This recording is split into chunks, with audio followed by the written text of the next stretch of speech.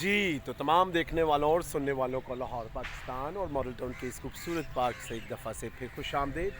आज की अच्छी बात दौरे हाज़िर के मेरे पसंदीदा लोगों की हौसला अफजाई करने वाले मुकर्रर, लिखारी और बहुत खूबसूरत किताबें उन्होंने लीडरशिप पे लिखी। जी, मेरा मतलब टोनी रॉबिन्स से है।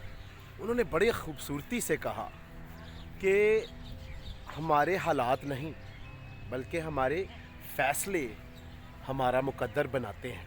बहुत खूब।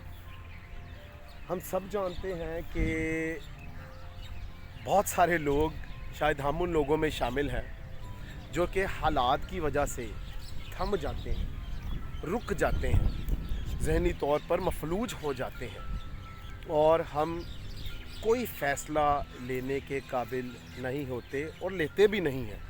और इसी वजह से हमारी ज़िंदगी एक जगह पर रुक जाती है।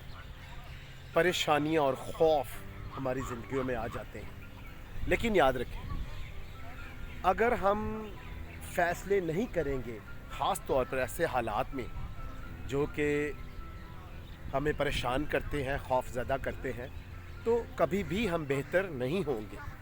और अगर हम फ़ैसला कर लेंगे या फ़ैसले कर लेंगे कि हमने इन हालात का मुकाबला करना है, हमने इन हालात में से बेहतर होकर गुज़रना है और बेहतर बनना है, तो यकीन मानें कि हमारी ज़िंदगियाँ बेहतर होती चली जाएंगी और फिर हमारा मुकद्दर भी बेहतर हो जाएगा।